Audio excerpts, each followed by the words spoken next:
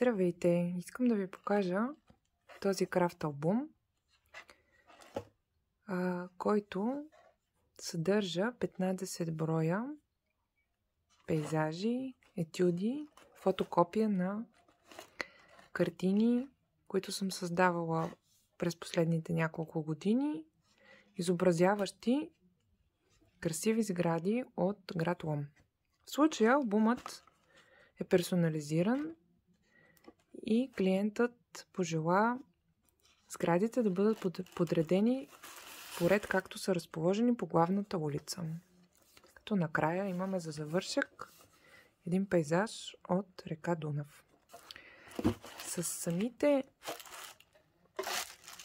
сгради и пейзажи върви информация, която съм събрала, намерила за съответната къща. Ето, например, част от информация за архитектурата и ето, например, имате Борис Тайков, Цонзарови, читалище Постоянство, Старата банка, гимназията, вестникопродавницата.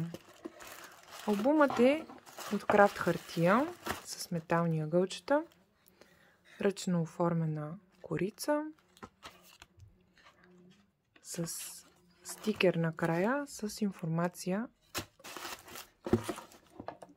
как можете да си го поръчате от мен. Фейсбук страницата ми, на която е качено видеото, Инстаграм.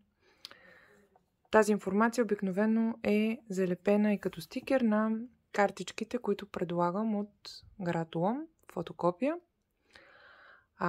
Албумът може да поръчате за вас или за подарък, ако желаете да го има някой за спомен от града. Физически на центъра на Лом в магазин за цветя и сувенири на улица Славянска 4, където има картички от града, рамкирани картички, оригинални картини също.